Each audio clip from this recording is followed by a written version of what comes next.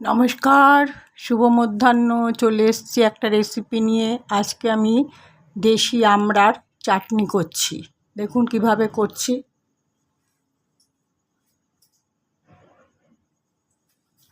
প্রথমে কড়াতে আমি 5 ফোড়ন দিয়ে দিলাম।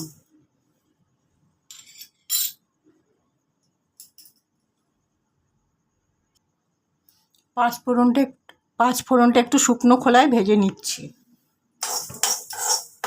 আমি তেল দেই না চাটনিতে বা টকে। এই শুকনো খোলায় মশলাটা ভেজে তারপরে জল দিয়ে দিই।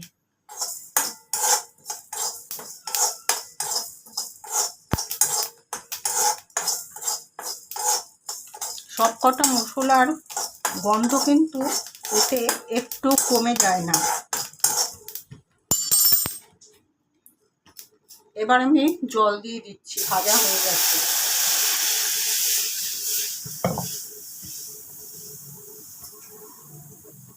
এই আমড়াগুলো দিয়ে আমি দেশি আমড়া এগুলোর আটি হয়ে গেছে, প্রেশার কুকারে সেদ্ধ করে নিয়েছি। এবার কাঠটা বের করে নেব। এই যে ঝাঁঝরি বাটির মধ্যে নিয়েছি, ঝাঁঝরি বাটি। এবার সেদ্ধ করার পরে এবার কাঠটা বের করে নেব। এটা হচ্ছে দেশি আমড়া, এটা দিয়ে আমি চাটনি বানাচ্ছি।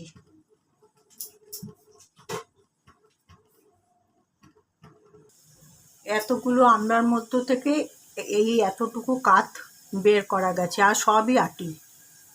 আমি এটাকে এখন ফুটিয়ে নিচ্ছি, তারপরে মিষ্টি দেবো, চাটনিটা বানাচ্ছি। দেখুন এইটুকু কাঠ হয়েছে, এইটুকু, আটিটাই বেশি। দিয়ে দিচ্ছি একটু নুন,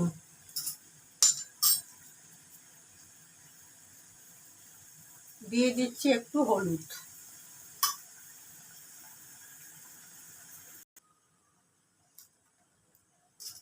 এবারে দিয়ে দিচ্ছি এই 1 বাটি চিনি।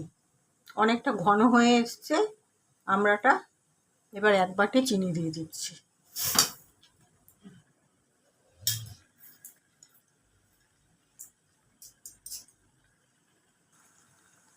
পুরো তৈরি করা হয়ে গেছে আমড়ার চাটনি। এবার একটা গোটা কাঁচা লঙ্কা দিয়ে দিচ্ছি, গ্যাস নিভিয়ে দিচ্ছি, একটু স্ট্যান্ডিং টাইমে রেখে ফিরে আসছি।